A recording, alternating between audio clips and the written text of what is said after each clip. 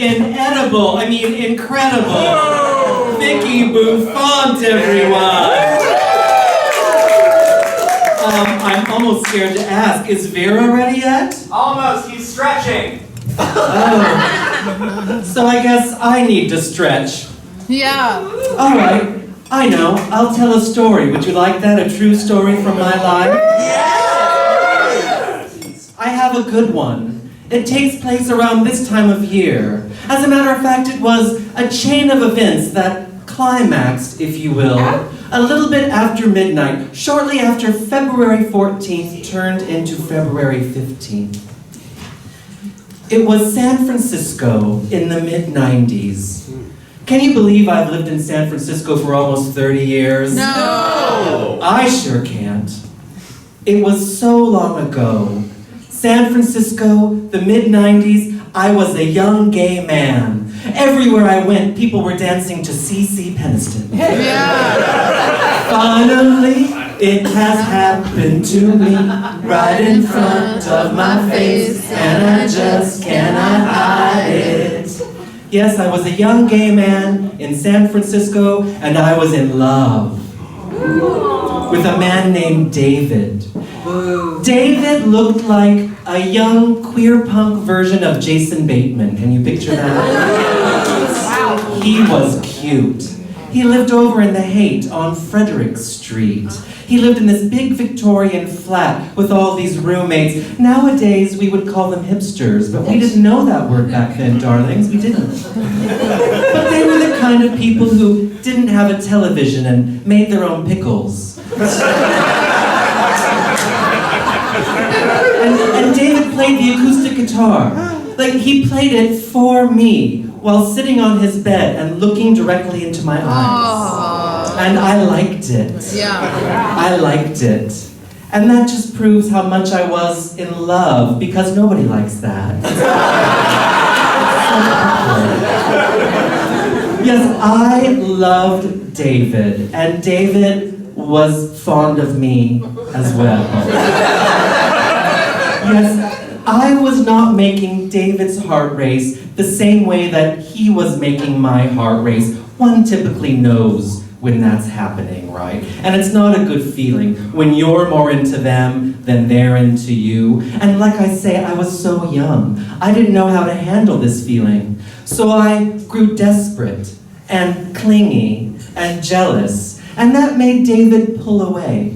And that made me more desperate and more clingy. And the cycle continued a bit until finally, David ghosted me. And this was back before the internet, darlings. So much easier to just go poof. But David's not really the point of this story. He's more a catalyst for the events that come next. And David, I'm not mad at you anymore. Oh, David's not dead. He lives in Portland, Oregon now, which I think of as up there. David, I forgive you, and I hardly ever stalk your Facebook profile anymore. Hardly ever.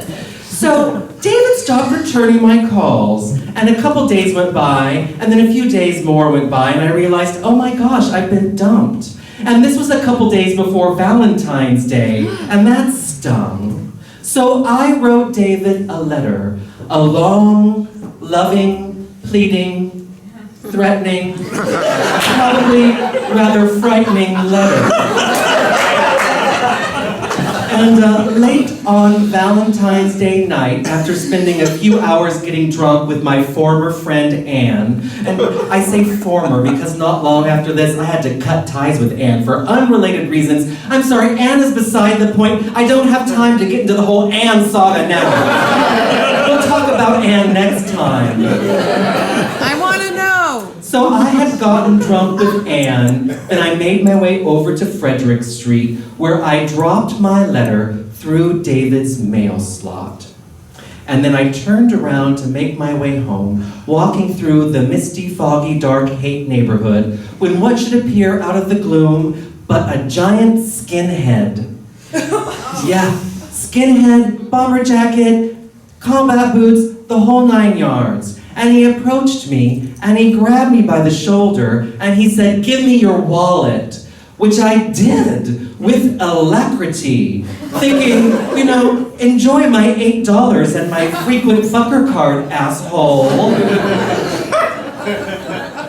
But behind the skinhead, there was a small skinhead woman, his girlfriend, also shaved head but with the fringy bangs that the females sometimes have.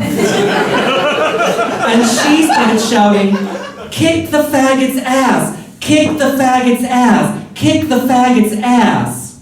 And I don't know, in the intervening years I've wondered, was the guy skinhead more into the girl skinhead than she was into him? Was she making his heart race more than he was making her heart race? Was he desperate and clingy and felt like he had something to prove? I'll never know. For whatever reason, though, he did what she said, and he proceeded to kick the faggot's ass. And I went down immediately, but he proceeded to stomp me for a good couple of minutes before they scurried back off to Golden Gate Park or wherever it is skinheads live at night. And this was my hate crime, and it was brutal. But it wasn't even the most annoying thing to happen to me that night. So I'm lying there on the ground. I would find out later that I had 3 broken ribs, a broken collarbone, I had 2 black eyes, a split lip, I had a broken tooth. And on this side, I had a broken wrist and some broken bones in my hand, and these 2 fingers were just pulverized. So I'm lying there thinking I might just lie there forever. I hadn't had a good week. When one should appear out of the gloom but another hate street archetype, a hippie. He had the bell bottoms and the tunic and the bushy beard, the long hair, the whole 9 yards. And he walked up to me and he said, "I saw the whole thing, are you okay?" And I thought, number 1, you saw the whole thing. And number 2, you saw the whole thing. And you didn't intervene. You didn't even yell. No help came from you. And that's when I realized this was a fake fucking hippie. He had the look, but not the heart. And that pisses me off because there's nothing better than a real hippie. Real hippies are the salt of the earth. Yes. I love hippies. And this is a larger problem. This is a metaphor for what's going on in San Francisco. It has the look, but not the heart.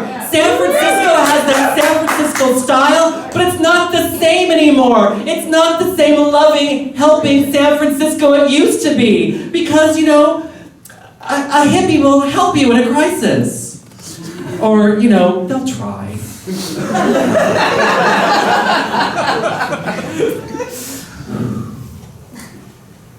Eventually an ambulance came. David never answered my letter. And in the intervening years, I have healed. But like I say, some wounds don't heal. The bones in these 2 fingers, although they were put back together very well, I set off metal detectors, I'll just say that much.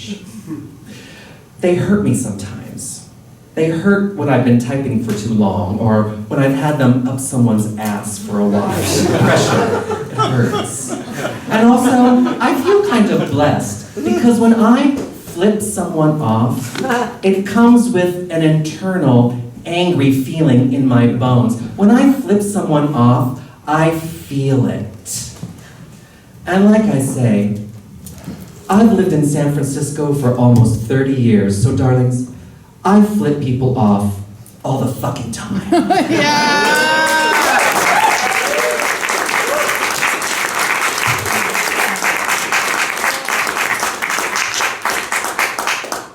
Thank you. Now I've earned your applause. I Yes. can sense it.